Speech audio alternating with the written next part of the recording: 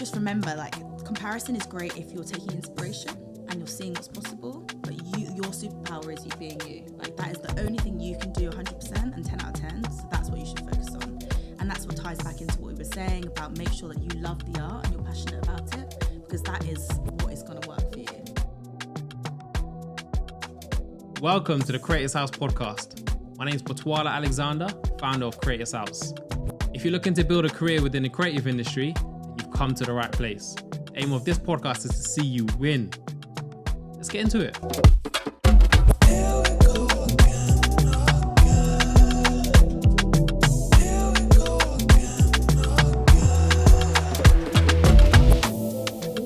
What's up, guys? Welcome to today's podcast. So today we've got Jess Lawrence, who is a multifaceted content creator, writer, model, lecturer, social media manager and host, an overall champion of diversity and representation within streetwear. So growing up in a basketball family, Jess's love for sneakers was in her blood, so it was inevitable that she would end up working with sneakers somehow. Jess started her career working in retail during her university years. This is where her love for fashion and sneakers led her to explore the world of social media.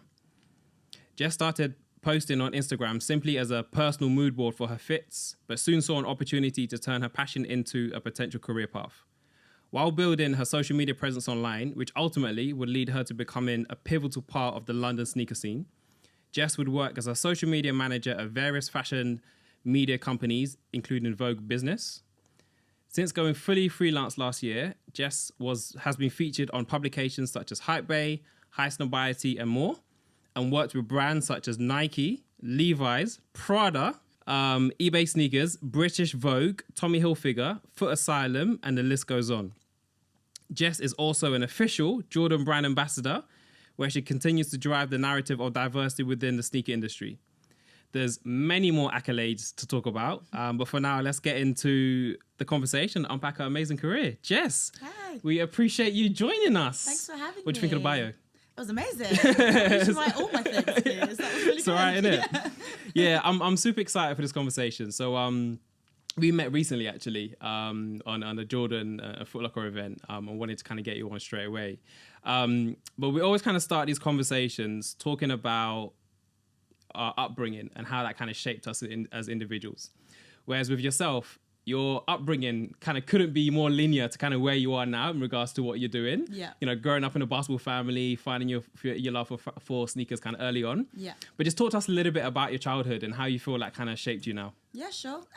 So both my parents are teachers now. So that kind of influenced my love and sort of dedication towards education. But in terms of the fashion side, my dad was an NBA player. He was drafted into the LA Clippers. My mum has played basketball, I think actually longer than everyone. She played from a very young age up until I think her 50s, you know. Really? And they actually met kind of in that realm, basketball. So they met playing basketball? Yeah, or I'm in not that sure space? what the exact story is, but in my mind, it's on the court in Crystal Palace. It definitely was Crystal Palace. Okay. I believe my dad was putting on some basketball camps or something like that. My mum was a PE teacher, and they connected somehow.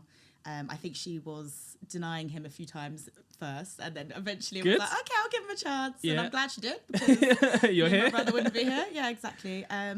So growing up in a very, very sporting family, like I played sports my entire life, like basketball, football, tennis, netball, swimming. I did everything. So, but on the basketball court was really where kind of formulated my love of sneakers. Back then it was more kind of performance wear. But it was the only time I'd really see, well, people that look like me for starters, because I grew up in a very predominantly white area. But secondly, seeing people wear sneakers not just on the basketball court, you know, for fashion and seeing how they style them. I actually remember the first moment I saw a pair of AJ1s with jeans, and it like blew my mind. I was like, what? Didn't know you could do that. So it's a very different time to how it is now. But my childhood was just very, very safe, very sports and activity led.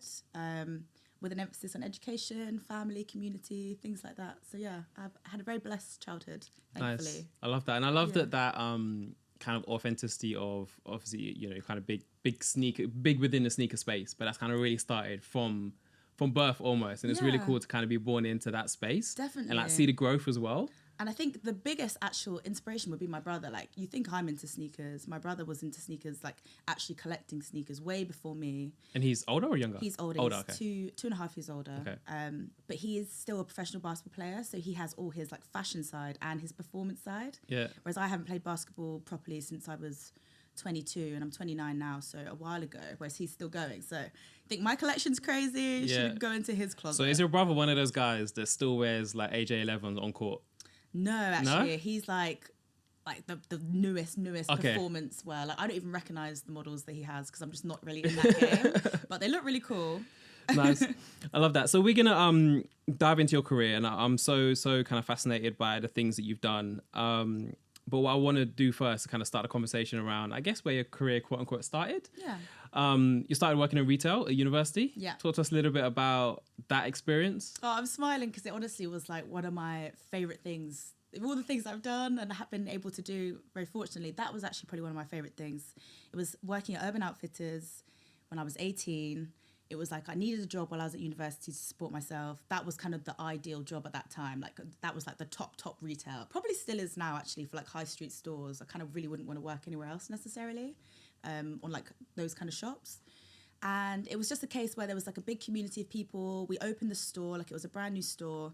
So we formulated like our relationship together. We grew the store together, worked together, and had access to 40% off Urban Outfitters clothes. Winning. So this was a time when it was like the vintage renewal was like popping off. It was quite new. So like a lot of my vintage staples that I have now are actually from that store in Southampton from like 2011 to 2015. So a long time ago.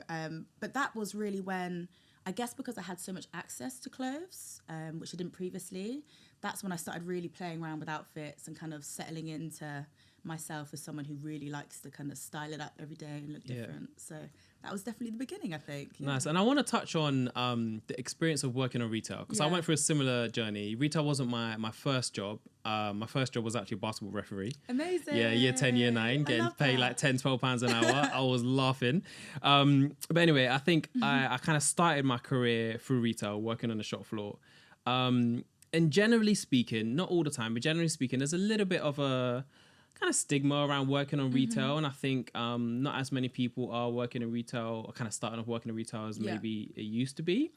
Like, how do you feel? What kind of skills do you feel like you learn, or the benefits do you feel like you experience working in retail, and how you feel that's kind of helped you to go on to all the other things that you've been doing? Sure. I mean, there's many. I think the first one I'd say was the customer service aspect. So you're dealing with members of the public constantly. And I feel like that is a really good kind of introduction to society, because in your life in society, you're going to be around people of different creeds and who respond differently and treat you differently. So I feel like the footfall of coming into a store like that just exposes you to all types of people in society, which was really cool.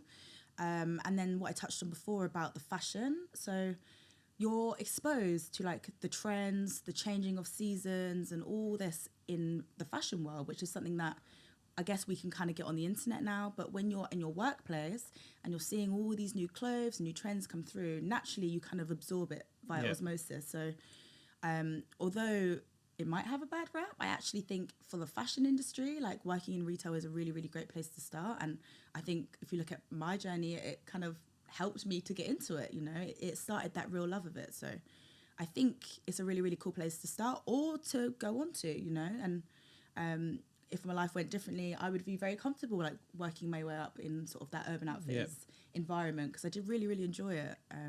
Really enjoyed that discount. Yeah, well. yeah. I missed that. I feel like you're missing it. I was about to say, I feel like you're that's the having a main little bit of reason, withdrawals. Yeah, but now retail is a super interesting one. And I think we're probably going to have like a whole episode on retail and kind of bring in people that have been working in retail for a long time, because there's obviously so much more than just a shop floor. Yeah. Oh, and I just thought of another one also.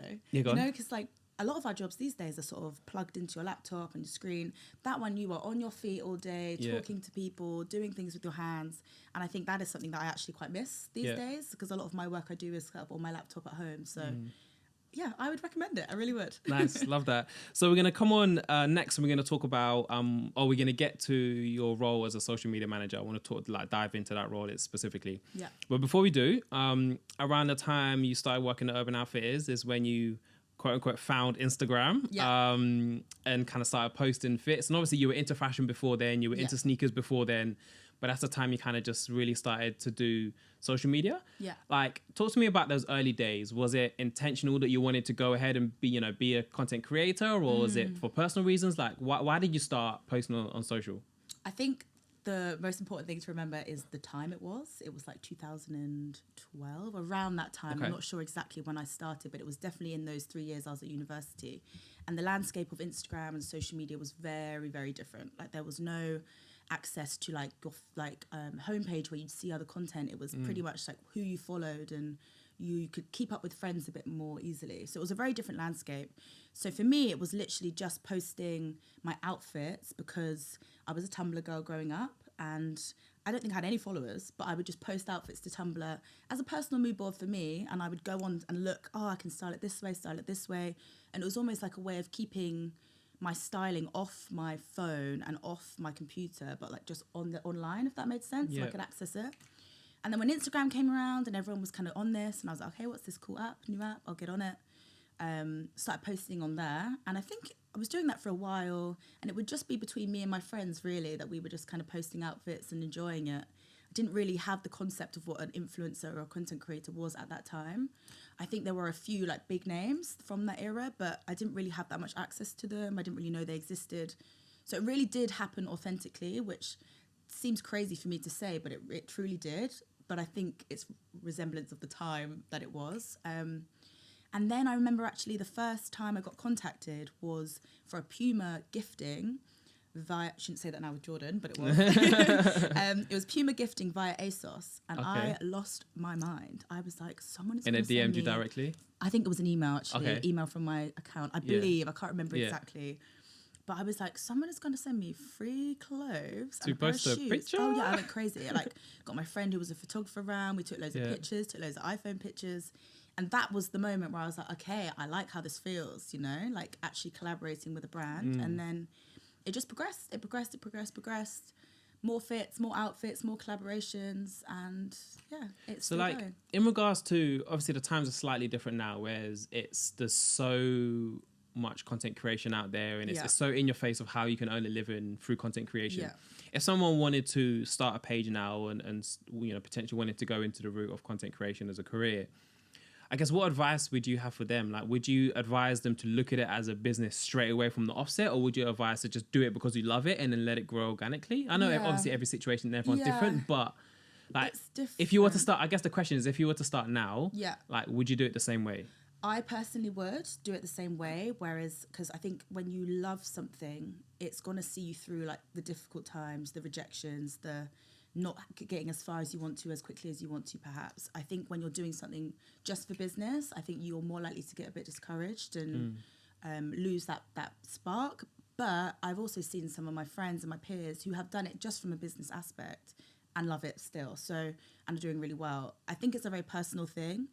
With me, I really need to feel something throughout my whole body and soul to really dive into it. So I would recommend, and what I would do again would be go from the love first, business after. And I think that's why it was really important for me to have other streams of revenue as well. So even now, like, that is not the only thing I do, which means I don't have to worry about money and paying the bills by it. I can just enjoy it a bit more and supplement my income with other ways, if that makes sense. So let's talk about those other streams of income that you had. So, started off working in retail, started off on social media because you loved it. And then you went into the world of social media, but through working as a social media manager. And I know you worked for quite a few different brands, but I guess that led you to working at Vogue Business as a social media manager. What I'd love to have a conversation about is what that actually means. Because one of the kind of key parts of this mentoring program is giving people an insight into what jobs are out there. And even though I think the social media manager role is probably one that is a little bit more, people probably understand it a little bit more, but I still feel like there's parts behind the scenes that people probably don't know and don't see. So what exactly is a social media manager? Like, what did you do? How did you get into it? Okay, sure. So I think the role is different depending on where you are.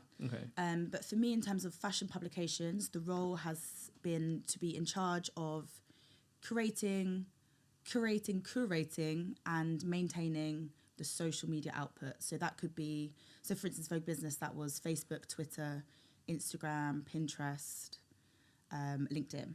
So you'd work with, so in that business, I worked underneath marketing, but also had direct contact with editorial. And I and the digital team would kind of create the content that would go on social, working with designers and the writers and everything, and then maintain that, work on growing it, work on reaching the agendas that the business sets. So the agenda for the business will be different every time.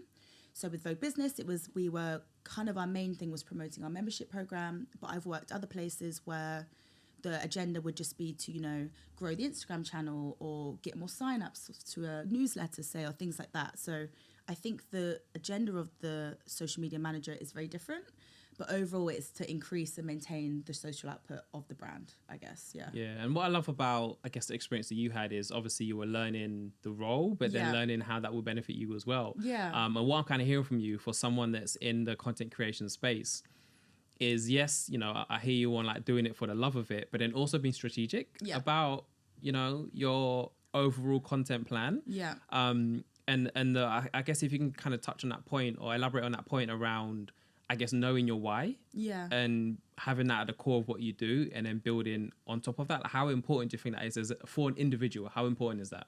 I mean, so important, but it also depends on like, the why depends on why you're doing it. That kind of seems a bit confusing, but I'll explain. So my why might be very different to your why or someone else's why. And I think if you're approaching it from a business point of view, from a publication, it'd be very different to personal. Yeah. And the strategy side of it in terms of the business, you'll have to be checked off by loads of other teams and wider areas of the business. Whereas when you're a content creator alone, it's very much what you want, which is freeing. It's a very freeing concept, but it's also can be quite a lonely thing as well. Because when you're in the business, you have colleagues, you might be working with a marketing manager, you might be working with head of editorial, you're promoting the business's work. So you have a very linear kind of way of approaching the content. Whereas when you're a content creator, maybe you're following trends or maybe you're just showcasing what you do. So it's a very individual thing. And I think it shows also how different places I've worked. So where I started after university, I did an internship for a small jewelry brand, and I was doing I can't remember the exact role. I should have looked on my LinkedIn before I came in. But it was like social media and I believe creative writing, and that was a very different why to say Vogue Business. This was a lady who was trying to make sales of her jewelry, like amazing, like handmade beads and things like that, handmade beads and things like that. So after doing that, I think it was really good to have the variation of, doing my own stuff and realizing, okay, this is my agenda, this is what I want to do, working for someone else and having their agenda and pushing their products that way, and then working for a company in a corporate kind of world as well with completely different agendas. It kind of enables you to see the whole full landscape and see that like you might have a social media job somewhere, but it could be different everywhere. So like you just kind of find the right place for you if that's what you want to do. The right kind of why. And if there's someone that is potentially thinking of getting into a social media manager role or kind of that space, what skills do you need? Like what kind of person can be or generally can be kind of successful within that space? Yeah. I mean, the great thing about social media and what I loved about it, getting into it, was the fact that you do many things, like you wear many hats. So you might be copywriting, to say it's Instagram or Facebook captions, and you're like rejigging copy from, say, the writers or something like that. I'm talking about Vogue Business here. So you're being quite analytical, which I loved. I did an English degree, so I love words and I love manipulating words for your purpose.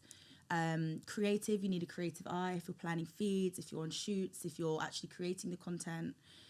Marketing, it's big marketing skills. I think we don't really remember everything that's kind of behind the scenes of social media, but it's a lot of analytics.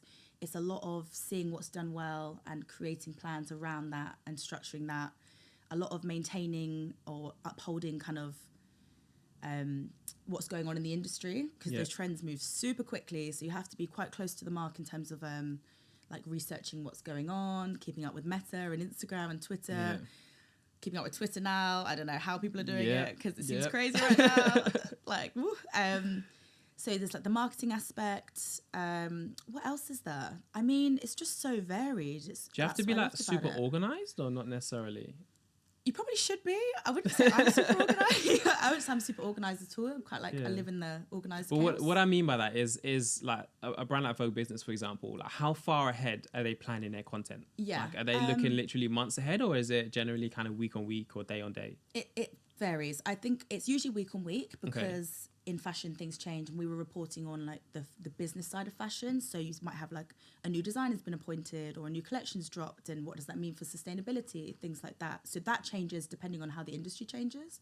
But then you'd have your overarching goals and aims. So for instance, like attain new subscribers, attain new followers, attain new newsletter signups, which would work on a say monthly or like quarterly schedule kind of thing. So it's a mix really, which is good because you have the structure of stability, and then you also have the more ad hoc what's going on in the industry. We need to jump on that kind of thing as well. I love that. And for me, it just sounds like a perfect role to do if you are looking to build your own social media and become a content creator yourself. It's like you're literally learning the skills while getting paid. Definitely. To then be in a position to kind of implement that into your own personal brand. Yeah, for sure. For me, it sounds like just like a perfect role. It's really cool. And especially like if you just wanted to focus on say Instagram and TikTok, say, there are roles I've seen, there's roles at jobs that's all you do. So you could be a social media manager, a social media Instagram manager, say. You wouldn't have to do like Twitter and Pinterest and all those things if you didn't want to. You can really curate the kind of role that you want depending on where you go, which I think is super cool. Yeah, and I think the cool thing about that as well is when you do work across different platforms,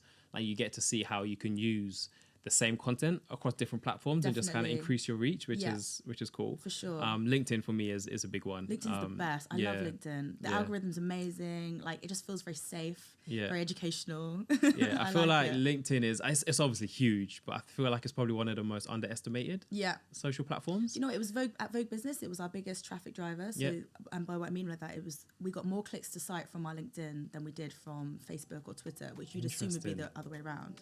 But LinkedIn is just, the algorithm is don't sleep on LinkedIn, mate. That's a big one. It. We'll get back into the conversation shortly, but before we do, I just want to take a few seconds to just give you a little bit more information about Creators House. So Creators House is a not-for-profit youth empowerment organization where we aim to empower and support young creatives. We do it through a few different ways. Firstly, we have this amazing creative studio where you can do things like photography, podcasting, graphic design, music production, and much, much more. And it's totally free for 18 to 25 year olds. It's a top level studio. Literally all you need to do is go on our website and book your slot. But then secondly, we also know how important education is. So we want to make sure that we're educating young creatives. This podcast is part of that. But then we also run in-person workshops where we bring in industry professionals to run them. But then we also have more smaller individual-based mentoring as well. And then thirdly, which we're most proud about, is we also offer free therapy to 18 to 25-year-olds because we know how important mental health is. So if you want to know more, just check us out on our website. All the details will be below. But for now, let's get back into the conversation. So I want to talk about, this is a really interesting conversation, is freelancing versus a quote unquote 9 to 5. All right. So you're fully freelancing now. Yeah. So you've had April this year. Okay, cool. Nice. Yeah. And then I think when we post this episode, it might be in 23. So as of April last year. year. Yeah. So you've obviously experienced both, right? I guess what are like the similarities and differences? And the reason why I'm asking is because, again, generally speaking, we're in a generation now where a lot of people want to freelance and a lot of people want to become entrepreneurs and business owners, which is absolutely amazing. I love that shift. But it has its pros and cons, right? And it's not for everyone. Definitely. And it's okay to work a 9 to 5 and be super successful in a 9 to 5. Yeah. So, like, talk to me about your experiences on how you find kind of differences between one versus the other. Sure. Firstly, I think actually from my experience, I would not. Well, no, I wouldn't say that. I was going to go, I would not recommend. But from my experiences, I think what's really been valuable for me was working in the 9 to 5 environment in the business first. Yeah. Because you learn the ropes so much. You learn the industry landscape, which you can't do necessarily when you're just by yourself, or it's more hard to do. So I would recommend actually, even if it's a small stint, just getting into that office for a little bit, seeing how they do it, and then coming away if that's what you want to do. But in terms of like the upsides and the downsides, it's funny because I'm really going through this now, having only been freelance for a few months really. The upsides are you're in charge of your own time, being freelance. You can create the kind of jobs that you take. Yeah. You can be in charge of your schedule. You can kind of have more say in the direction that you go in. Obviously, when you're working for a business, you're working collaboratively. So your opinion is one of many in a good way. But I think it depends on your personality type, because I love being freelance, but I actually do miss the stability of 9 to 5. I miss the structure of it. I miss seeing my colleagues every day. For me, someone who has very temperamental mental health, I realise now in hindsight how much I enjoyed that structure and how much actually I needed it. Yeah. Because now I'm freelance, there'll be some times where I'm not in the mood to do it, I'm not in the best place, but there's nothing forcing me, so I won't do it. Whereas when you're rushing to get the tube in the morning and you have to be somewhere and you have a meeting that you're thinking about, I think naturally it can help distract you and help put you in a different mindset. But it really depends on the type of person you are. For me, I like the variation. So I tend to have done like 2 years in a house, which is like working for a company, and then a few years freelance. But right now, because my personal work is so kind of time consuming, I think I'm going to not go back into house for a while, if ever. Because I can't. And again, I love the journey of how you've done it, because you've kind of had that experience, that stability. And then when you were able to kind of make the leap, you've made the leap confidently, knowing that you're going to be all right. But I want to touch on one point that you mentioned is around you get to kind of manage your own time a little bit more when you're freelancing / entrepreneur. And I think that's probably one of the main reasons, I think, why people tend to go freelance. But I think there's a caveat to that, right? And tell me if you think otherwise. I think now you're in a position where you're doing amazing stuff, right? And you can create your time, and because you've got loads of opportunities, and you're, do you know what I mean? You're a big deal. Do you know what I mean? Like you're doing your thing where you can turn things down, right? But when you first when you first into that, right? If you haven't built up that brand and you haven't kind of established yourself like that, you don't really have the luxury of kind of turning down jobs. So like you say, you get to manage your own time, but like you might go from working a 9 to 5 to working a 9 to 9 because you have to, right? That's the hustle true. is there. So I think I hear what you're saying, but I think do you agree that there's a caveat to that? Definitely. And I think some of the solutions that I've seen some of my peers do is get a part-time job in something that's not too consuming of their mind. So maybe bar work, or I know my friend works in a comedy club, so she arrives, she works, and she can leave it there. Whereas like a 9 to 5 or an office job, you very much take it home. So I think if it was the case, if you are doing that, so you are having a part-time job which can supplement your income, you then can be a bit more kind of not creative. You can create a bit more the work that you do say yes or no to. If you're relying only on those content jobs to sustain yourself, it becomes about money, right? It becomes about money, and you're going to do things that doesn't feel authentic to you and doesn't feel right. So actually seeing my friends and my peers, what they've done by working, say, a bar job or things like that, they're able to then curate their freelance work a bit more authentically, which I think is quite a nice thing to do. Nice. So then let's talk a little bit about your freelance career, so to speak. There's just, as I said in the beginning, there's so many accolades and so many cool things you've done, and I want to touch on those. But the first thing I want to touch on is personal brand, right? And we met recently, and I kind of saw your stuff before we met anyway. But then obviously from this conversation, I looked into the things that you were doing a little bit more. And I don't know if this is intentional, but you have a very clear personal brand. Oh, thank you. Right? Yeah, I hope so, because it's just me. But that's nice to hear. and what I feel like your personal brand is authentic to sneakers and basketball. That kind of comes from family, and passionate about driving diversity within the sneaker culture. So the question I have for you is that intentional? And the kind of continuation question from that is, how important do you think it is for someone to have a clear identity and a clear personal brand when building content online? I think it wasn't necessarily intentional in the way that I set out, okay, so this is what I want to put across, this is what I think my audience would love. It was more as in, I'm very careful to present what I love. And I think the authenticity and the personal brand comes from that. So the things I post about, the things I talk about, are things that actually touch my life outside of social media, or are my life outside of social media. So especially with like sneakers and everything, I was into them before Instagram, so, you know, so it's just a continuation of what I like. And I like to think that social media is an extension of yourself. It's not yourself, it's an extension of. But I do think there is value in curating that. So you can be intentional. Okay, so I want to reach, say, these audiences, or maybe I want to enter the high fashion world a bit more. So some people will create the content that they make and kind of dive into those worlds. But I think the first thing to do is to feel it within yourself first, and like grow your love of it and your passion of it, and then that will come after. And I think that is the key to being authentic. And the second thing that you said about, do I think it's important? Do you think it's important? Yeah, Important. you kind of answered it, but yeah, how important you think that is for someone like just starting up? Yeah, I think, well, I'm in two minds, because one side of me thinks it's great to have a playground, you know, so you might be into something one year and something next, and that's fine, and you can kind of navigate, especially if you're young, you're going to do a lot of changes and to find your feet and find what you're into, and I think that's fine. But in the terms of keeping and maintaining audiences online, especially in the content world, people do come to expect what you've produced and what you've created. So I think that ties back to my point that it's so important to kind of have that authentic love of it, because it's not going to go. And it might develop. I see a lot of people kind of starting in streetwear, starting in some more accessible clothing, and then moving on to, say, luxury brands and luxury fashion, which seems to be the normal trajectory. And that is fine, because I feel like it happens naturally.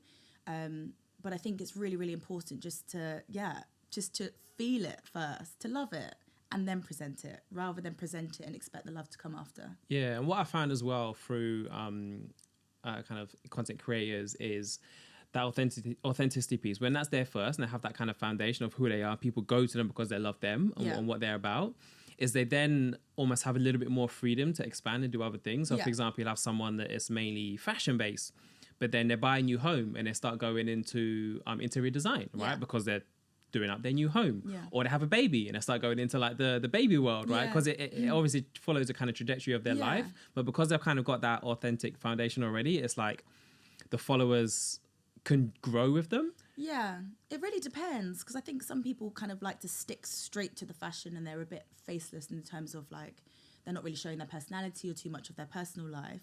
But then you have the people that you really almost fall in love with them as people and you really care about their journey. So I think it really is an individual choice. I started off being a bit more transparent, I suppose, revealing a bit more. And as the older I get, well, actually really in the last kind of 2 years, I've found myself becoming a bit more private. So I feel more comfortable talking about the work and talking about my passions rather than like my relationships and things like that, just because, I don't know, there's a level of protectivity, and maybe that's because the internet is so big and so vast now, like there's more people that can access, I don't know. But I think it really is like a personal choice. But sharing what you love is going to resonate with the right people. People they'll know. Tribe. Yeah, do you know what I mean? exactly. Like they can see through the BS. Do you know what I mean? You really can. Like you really, really can. And that's where it's just being authentic is literally the only way to do anything. Really. Yeah, 100%. So I want to talk about something that you're super passionate about, which is diversity within the sneaker industry or streetwear as a whole. Yeah. This is a very obvious question, but I'm going to ask it anyway because I want to hear your point of view. Why are you so passionate about diversity within the sneaker industry, and what's kind of led to that? Yeah, I think I'm so passionate about it because it's my lived experience of maybe feeling that I don't belong, or feeling like, oh, this industry is not built for me. Like these spaces were not created for me. And then naturally, me and my peers, specifically other Black women, just by kind of being ourselves and entering these spaces and creating what we create and being unapologetic about it, is opening these spaces up, you know? So once I saw that kind of happen and seeing the benefits for that for myself and those around me, it's very hard to not get very positively swept into that, you know? I love change. I think we have the power, so much power to impact change in our lives. And I think the best way to do that is to start with something that, you know, you've been personally affected by. And having grown up in a very, very male-dominated industry, sneakers and streetwear, I think it just lends itself naturally to wanting to like kind of rectify that a little bit through my own life and my own things that I do. And then you have the intersect also. I grew up in a very, very predominantly white area, which when I was a child, I really didn't notice too much of it being a problem because you were acclimatized. It's only really in hindsight now that I think, like maybe some of my self-confidence issues, maybe the fact I didn't want to be seen and I was very shy as a kid, which you would not believe now. But maybe that's all tied into like race and, you know, not feeling like I had people around me that understood my experience. So I would just like to hope, well, I like to think that, and I hope that by doing the work that me and my peers are kind of doing, that other people may not have those access to those kind of groups around them, but they can come online and there's a safe space that they belong and they can see, you know, people that look like them doing the things that they like and they want to do too, which is something that we just definitely did not have growing up. And I have to say, I think a lot of the times when we talk about things like this, it's very much talking about how far we've got to go and the issues that we have. But from my perspective as a black female in the sneaker industry, the past 4 to 5 years have been phenomenal.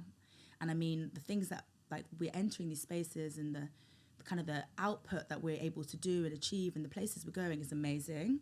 I just need to we just want to see it kind of expand beyond social media campaigns, things like that. We need to see designers, people in the C-suites making the decisions. We need to see women and black women all the way up, you know, not just me on the social media posts, you know, that's not enough. But I wouldn't have been there 3-4 years ago. So have to remember where we're going and how far we've come in the same kind of journey. Yeah, and I love that you said that, because one of the things I was going to say is like you're making an impact, right? And it's really, I guess it's really cool to just see you know, you being passionate about something, rightly so, because there's obviously a need there, and actually seeing an impact and actually seeing a difference being made. Actually seeing change happen. Actually like, seeing change happen throughout the years. That's so cool to be part of that.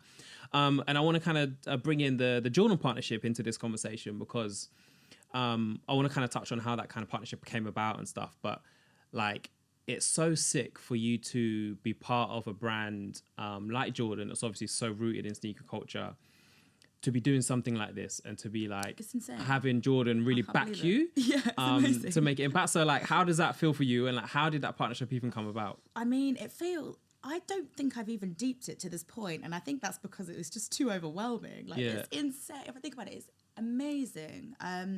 So for me, obviously, Jordan, the brand, has been something that's been in my life my whole life. I can't really remember a time when I didn't have access or know what it was via basketball, you know?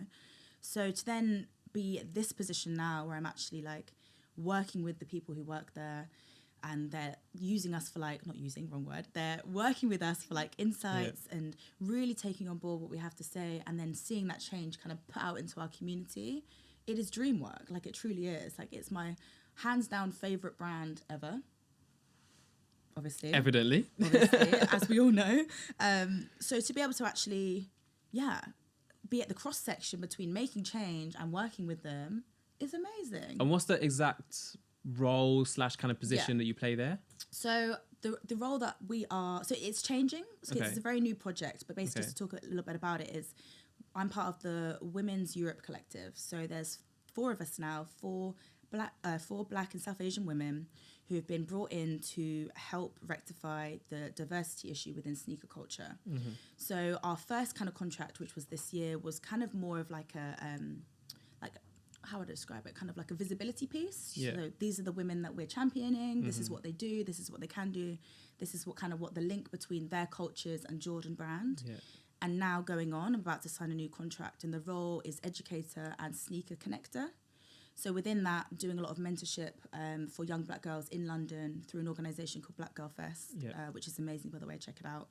And also, and then sneaker connector. So of that group of girls, I think I'm probably the most passionate about sneakers. We're all passionate, but I think I probably take the cake on that one. So it's kind of helping Jordan really connect with the sneakerheads of London, specifically women of colour, make the space more inclusive, and kind of impact how they do their decisions as a business. Yeah.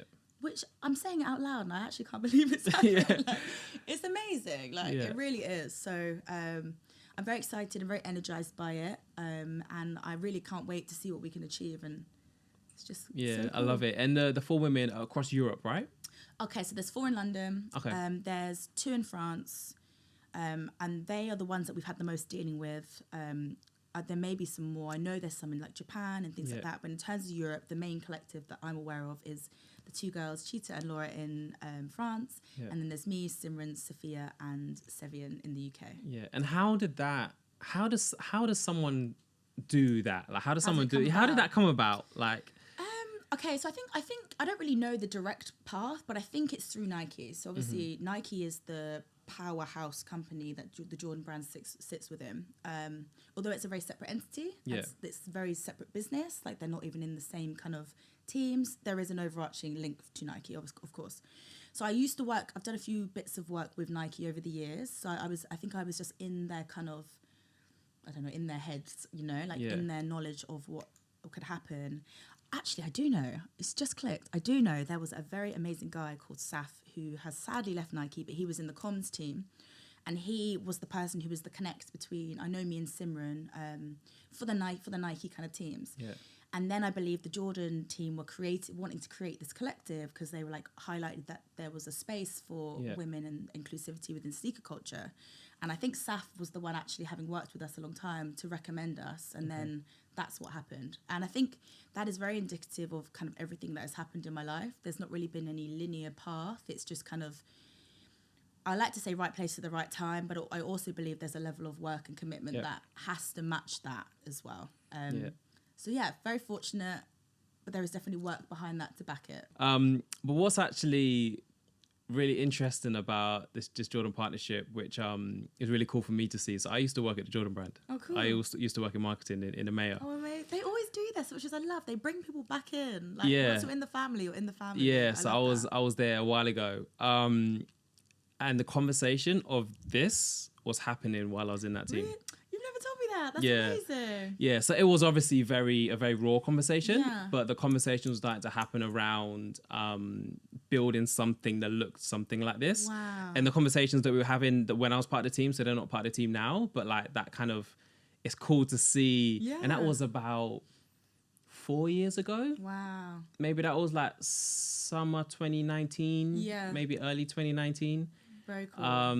That wasn't 4 years ago, isn't it? My maths is, I don't know. however many years ago that is. But it's really cool to kind of just see that those chats happening and actually kind of materialize into something impactful, which we're seeing with you, which is amazing. I think also on that as well, like the thing that was really surprised me about the Jordan brand, and I don't mean surprising because it's not something that they've done or shown before, but it's just surprising in the landscape of brands and how they operate. They genuinely care so much, and like that is proof of that. These conversations that have been happening years ago, like they want to make a change and they want to do better. And every member of staff that I've met for the Jordan brand who like works for the company love it, care about it so much. So I feel like that naturally is quite inspiring. And so for you to say that these conversations have been happening for so long and we're sat here now, it's just a lovely full circle kind of experience. Yeah, and things like this don't happen overnight, right? No, so God, like it like things, you know, plans need to kind of be put in place and you know, whatever kind of happens. But yeah, it's just cool for me to just see that like we were having these chats and then like, it's actually materializing into something cool, which is amazing. That's amazing. I want to talk about continuing the chat around working with big brands, right? This is very much a kind of a proper kind of partnership with the brand. But you've worked with multiple different brands, and we named them in the beginning to kind of go through some. What we got here: Nike, Levi's, Prada, Net-a-Porter, British Vogue, Tommy Hilfiger, Footsile. And that's kind of just some, right? There's obviously more than that. Yeah. So the question, it's quite a lot. I've been busy. So yeah, you've been working. I've been busy. The question I got for you is, because that's awesome to be able to work with these kind of brands, right? But the specific question I have around this is, what are like the key tips that you have for starting those relationships and maintaining those relationships for brands to want to work with you and to want to continue to work with you? Yeah. I think in terms of the content world, I mean, a lot of it can come to you. So if you're creating a product, say you're creating your content and you're showcasing your fashion and you're starting to get traction, what will happen is brands will get in touch, you know, to collaborate with you. So whether that's via gifting or whether that's by paid collaborations, they might want to send you stuff, they might want to invite you to the store, they might want to invite you to events, things like that. So that connection can happen via them reaching out to you. But it can also happen, like back in the day, I was an email warrior, you know. Now I'm very fortunate that I don't really do any kind of outreach at all. They come to me, but before I was DMing the Instagram accounts, which nowadays probably won't work because you'll just reach a social media manager. Whereas before, I think you reached someone else. Yeah. But I'd find the PR contact on the website or like the info contact right, hi, this is me, this is what I can do, I'd love to collaborate in any form. And now you're going to be ignored maybe 9 out of 10 times, but it might be that one time that you reach the right person and it does work. So those kind of things can happen, events, networking. And by networking, I think networking has a bad rap, really, bad rep, because people kind of think it's a very like purposeful, agenda-based thing. But in my experience, my kind of networking is kind of having fun and going to parties and going to events and kind of like establishing those connections naturally. And then when you're in someone's mind, the PR who's maybe the PR or the social media manager or the, I don't know whose role it would be to create these collaborations, but when you're in their mind, they're naturally going to think of you. You know, you're going to always go to someone that you've met and you liked, opposed to a faceless person you've never met. But I think it's just about and obviously that's a very easy thing for me to say, to be invited to these places, but for me it did happen very naturally, you know. So I think networking where you can, putting yourself out there, focusing on the content, because that is really what's going to draw people in and brands in to want to work with you, and just kind of having fun with it, you know. Yeah. And what I kind of have noticed with yourself as well is, you know, one thing is, you know, going out networking, and I think energies are important, and like just being yourself. And I think, so, do you know what I mean? So I think people kind of are naturally are kind of attracted to your energy. But obviously not everyone's like that. Some people just, you know, it's harder for them to network. For sure. But what I would say though is your consisting on quality and quantity of content. I'm not saying you're posting loads and loads of content, but like since we met was I think a month or so ago. Yeah. I was looking through your feed like yesterday, and like you've posted loads since then. I couldn't even. Do you know what I mean? I have. My agency are telling me to post more. Really? More. Yeah, because I feel like we're drowning in a sea of content right now. So like you have to kind of put yourself out there and be present all the time. And I struggle with that because I like to be a bit insular, and sometimes I don't want to be exposed. Like it's a lot to put yourself out there every day on social media. So I don't a lot, but I'm glad you think so, that I'm posting a lot. But it's quality as well, though, because I think we generally social media has kind of shifted, where before it was like post 3 times a day, 5 times a day, and it's just putting stuff out there. Yeah. Now I think there is a little bit of a shift of, yes, that's, you know, still important to kind of be front and center because you get drowned in everything else, but quality is important. And that's obviously something that you have. Your content is quality. Thank and I think the point I'm getting at is focus on the art. Yeah. Sure. Be good at what you do. In your case, it's social media. Someone else's case, it might be photography or it might be whatever else. Just be great at what you do. Yeah. Then, you know, you have that networking. That's kind of like that cherry on top. But then let your work kind of speak for itself and be front and center, so people come to you for quality. Definitely, and they know what to expect. Yeah, I think it was actually Bernie Mac, the late Bernie Mac, American comedian. I remember watching something. I think it was like stand up they did years ago, and I was a child when I watched it, and I remember him saying, if you do the work well, the money will come. So you've just got to perfect the craft, and that's always stayed with me. You've got to perfect the craft, not perfect, do your best at the craft and get it to a level that you're happy with. Keep going, and the money will come. The collaborations will come, the brands will come, because you're the only person who can do what you do, and that is your superpower, is you. So even I sometimes like struggle with like comparison and seeing these people, and you say I'm posting a lot, I see some of my peers and I'm like, how are they doing this? How are they 10 out of 10 outfits every single day? How? Do you know what I mean? And it's kind of like, just remember, like, comparison is great if you're taking inspiration and you're seeing what's possible, but your superpower is being you. Like, that is the only thing you can do 100% and 10 out of 10. So that's what you should focus on. And that's what ties back into what we were saying about make sure that you love the art and you're passionate about it, because that is what is going to work for you. That's what's your safe secret space is, like, not what your ex is doing or Y is doing or so whatever. Nice. I want to kind of rewind a little bit. I want to talk a little bit about experience, and the reason why I kind of picked up on that, because you spoke about now, before you were doing outreach quite a lot, and then now you're fortunate enough that people come to you. So obviously experience has come through that. But I want to, I guess, rewind the conversation a little bit around when you were working as a social media manager. So by the time you got to Vogue Business, you had that experience of working as a social media manager for a few different brands. But what a lot of young people face when applying for jobs, and it could be any types of job, is experience. And people say, oh, well, you haven't got the experience for it. And they're like, well, if you don't give me the job, then how am I going to get the experience? Exactly. So it's like, how do you tackle that? I mean, if we look at my career path, I kind of built up these skills independently. So working on your own socials would be a good shout, you know, doing that, presenting what you can do. And then I did an unpaid internship, which I wouldn't recommend now. And I don't think they're a place of privilege, you know, that they are for a certain type of person that can sustain themselves, which the everyday young person cannot do that. So I wouldn't recommend them, and I wouldn't recommend businesses to put them out there. You know, you should pay people for the work they're doing, always. But that's what I did, and I did an unpaid internship, which enabled me to learn those skills for like in a company experience and situation. So I think if you are unable to do work experience or shadow, if you have any connections, maybe your mum knows someone, maybe your sister knows someone, get into that office, ask them questions, have that on your CV as experience. You never know where that might lead. They might offer you a bit more of a role there. You just don't know. So I think I'd say like create a portfolio of the stuff that you can do, network where you can, use your network, use your friends, use the people around you, and try and get some sort of like entry level apprenticeship or internship or something that can help you out.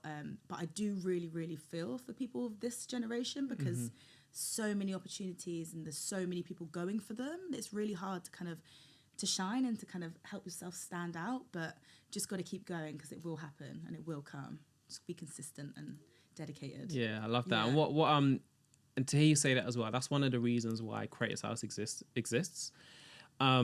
Where we know that there's a gap in kind of opportunities sometimes, in terms of different, types of people.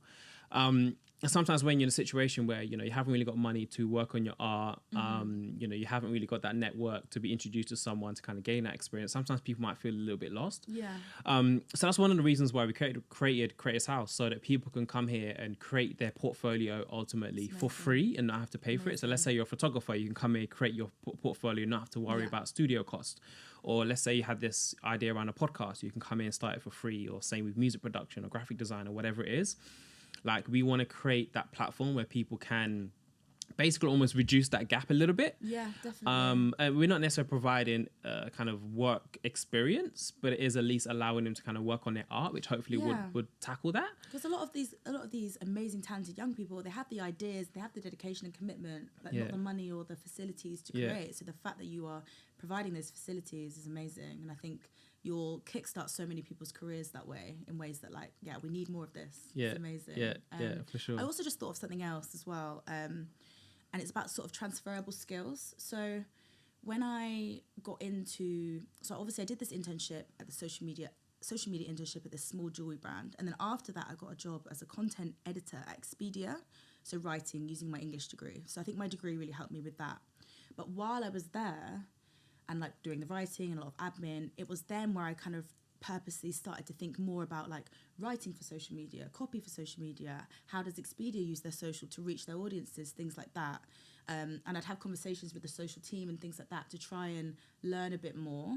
And I don't know if I should say this, but I'm not one, I love to, or used to love to kind of expand my CV a bit more than what I've done, So like, the fact that I had those conversations and I really found that I knew what they were doing in the social media, I put it on my CV as a little bullet point under what I did there, like interacted on a daily with the social media team, which I did. But you can back it up. Yeah. Right? And I don't think that necessarily is expanding your CV or however you want to call it, because you did channels, it. But But you did it though. Do you know what I mean? And you went, I think that's I guess a key learning point is like, you didn't just stick to your 9 to 5 or your job description, shall I say.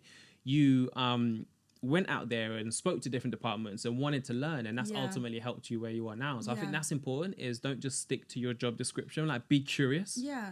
And there's a lot of creative people now who, especially some of my friends I'm thinking of specifically, who are, say, musicians. So they're trying to break into the music scene. So what they might do is work in a bar as a bartender in a place that puts on lots of live shows and gigs and books DJs. So you're still in that environment. They're in the environment, they make the connections, and actually one of my friends who did that has now got a residency at the place that he bartends. So amazing. I think it's not always about a linear, I want to join this place as the role I want. Sometimes getting into the company and seeing the ropes and things like that through a different career path can actually really benefit the career path you want to go onto as well. So I would recommend that, I think, as well, in terms of using the transferable skills within that role. Yeah, nice, love that. So I want to get back to the conversation of working with brands. Yeah. And, you know, obviously, we've spoken a little bit around the most important tips that you have for working with brands and kind of maintaining those relationships.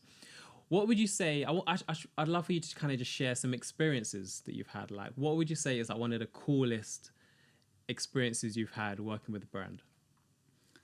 Whoa. I mean, okay, so I'm going to refrain from talking about Jordan so much. I could forever. I've had some amazing experiences with them. Yeah. Let's just say that. But I think a really cool one that happened this year was Levi's did a collaboration with Ganni.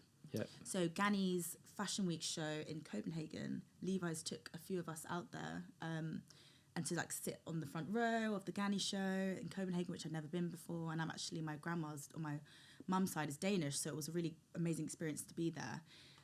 But just to be on these trips, you know, you get to travel for free, you're dressed for free, you're around people that like love what they're doing as well, other creators.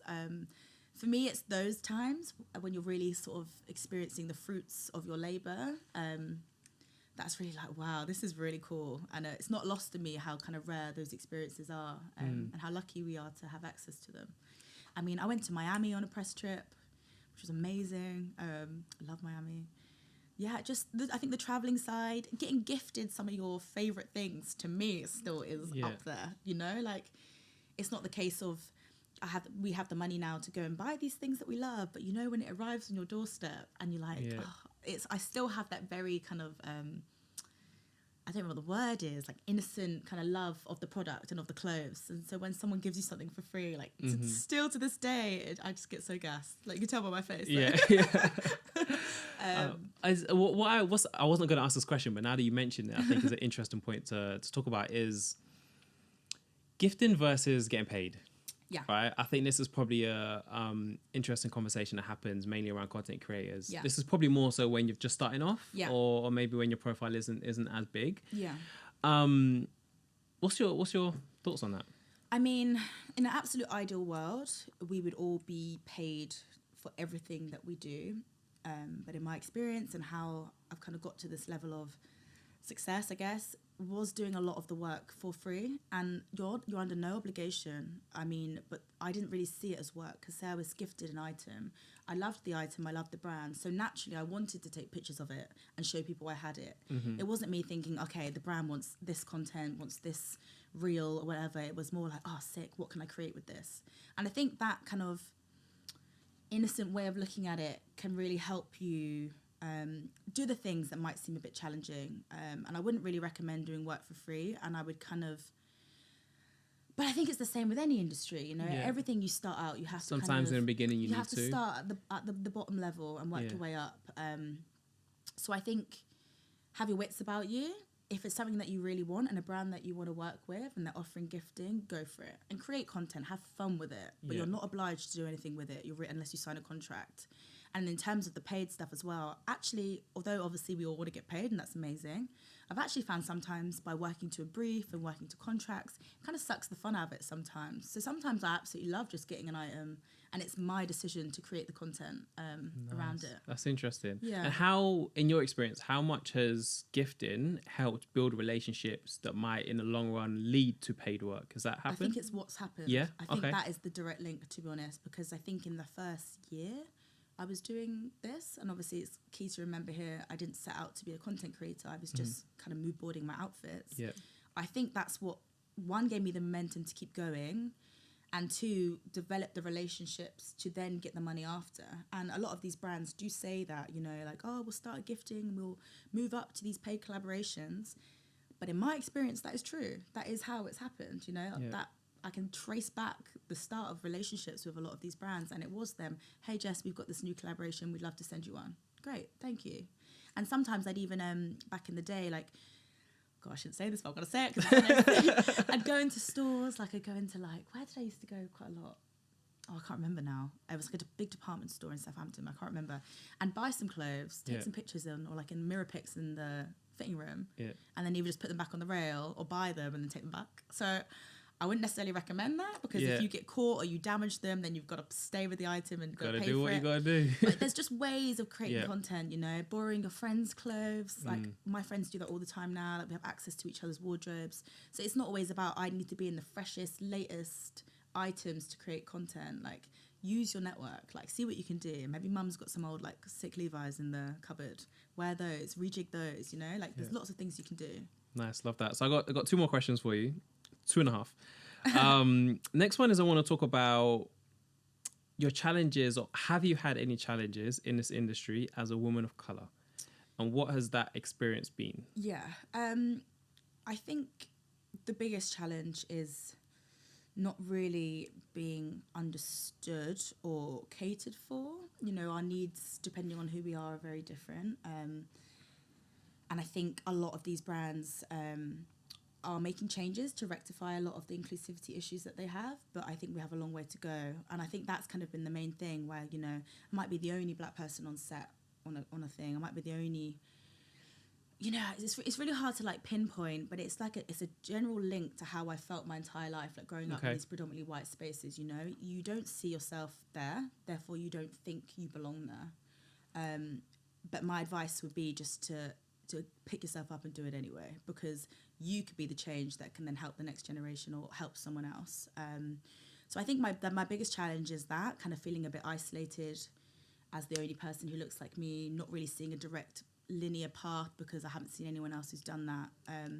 But within those spaces, it lends itself to, you know, building your own community, which I think has been kind of instrumental in making me feel grounded and secure when working with these big brands and things. Like, okay, I might have arrived on set and I was the only black woman there, but then I'll come home or come on Instagram and I'll talk to my peers and they'll provide me with support and knowledge and things like that. And I'll enter these spaces and they might say, okay, I love that you've employed me to do this role, but we've got a white makeup artist who has no idea what to do with my hair. You've got clothing that doesn't fit my body shape. You've got all these kind of like microaggressions that don't really cater to me, but I'm going to help you with that, you know? Yeah. And I think... Do you feel brands are more willing to have those conversations now? Yeah, I 100% think so. And I think going in a way that's constructive is the best way to give anyone any feedback, you know, not just kind of, I didn't like this made me feel this way. I would always present it as in, okay, this was wrong and this is why it was wrong, but this was great and this is how you can make things better, you know? And I think that is the key, like being your own champion for the things that you care about and the causes that matter to you. And I've seen so much change happen in this past year, you know, like I remember I did a Levi's shoot this year and I walked in and it was just a whole black crew and cast and I couldn't believe it. Like that was a sick shoot though. So amazing. Very sick shoot. And I've been in this industry like a while now, and that was probably the first time that had ever happened, which was incredible. And what Levi's did there is they outsourced the roles. So like rather than doing all the production and everything in-house, they hired an external company to do it. So they held their hands up and say, okay, maybe we're not the right people, the right demographic to tell these black stories, and they're not. But what we're going to do is outsource that and pay other black creatives and production companies to do it for us, which I think is a simple solution, but we should dial it back and remember that hiring in the first instance should be correct. Yep. It should be black people on that team anyway that can carry that project. But in the interim, outsourcing it to people of the community is the best way, for sure. But in terms of like other challenges, I guess like I feel like we have to work quite a bit harder as black individuals. And I've internalized that quite a lot. I think my work ethic is borderline dangerous sometimes, you know. I live and breathe it and I do it all the time and I'm constantly thinking about it and I'd love to think that was just because I'm really hardworking, but I think actually that is an internalized realization that being a black person in these creative industries, you have to fight for your place a lot and you have to really kind of shout about what you do in ways that other demographics don't really need to or have the luxury not to. Nice. Interesting. Yeah. And again, loving just seeing the progression that's happening over the last few years for yourself, but then through others and your peers as well. It's beautiful to see. And it really yes, is. we've got, you know, miles to go, but it's good to see progression happening, Yeah, you know? exactly. Last conversation, before we wrap it up, is around working with an agency. So you're signed now. Yeah. And it's interesting because I went to an event recently and they were talking about this was a panel event and then this question came up. Yeah. And it was a content creator asked the question of how do you go about finding an agency or management or whatever it is. And the response on that panel was interesting, but I want to kind of hear your point of view on it is, Sure.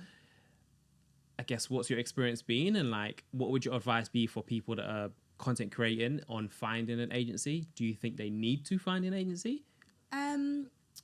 So my advice, so what I did was I saw that one of my friends was signed with my agency, crime agency, which is like a very inclusive platform. It's not, they don't just do like content creators, it's like models, activists, authors, things. It's more like a talent agency, which I think I preferred, is it's less rigid than like a content creator agency. But I actually reached out to them because I saw that one of my friends was signed with them.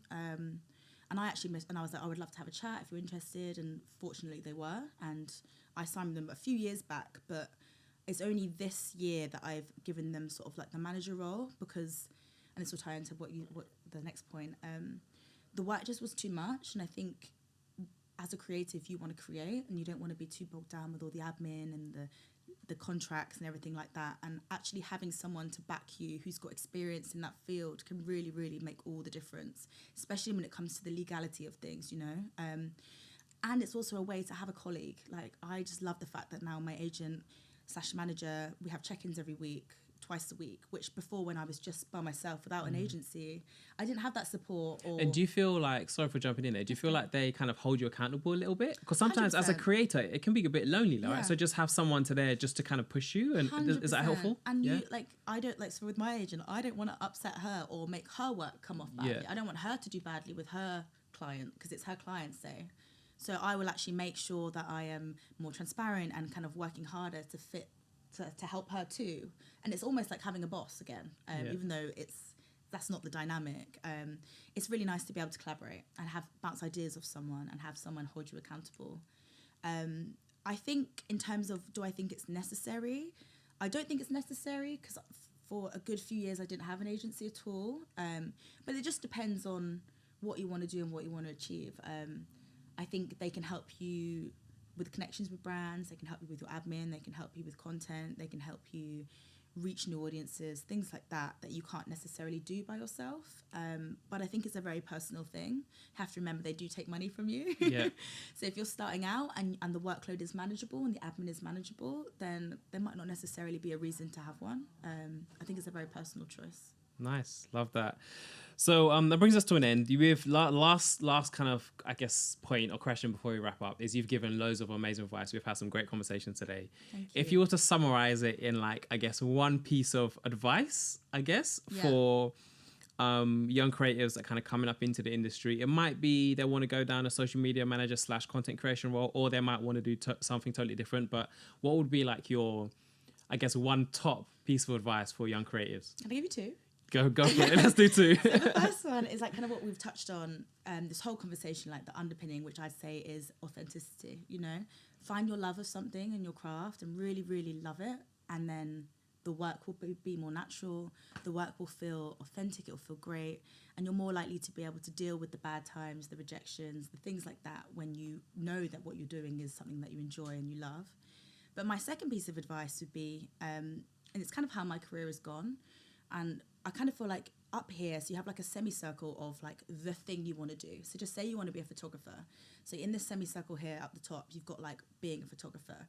And I would actually say taking a step back and looking at the second one, the second semicircle around it might be helpful. And by that, I mean, okay, so you might not go in straight away as a photographer, but you might be an assistant on shoots. You might work for a company that outsources their photography and you're liaising with the photographer, or you have access to the content, so you're absorbing it. Like, I just think we always go directly linear wise to where we want to go.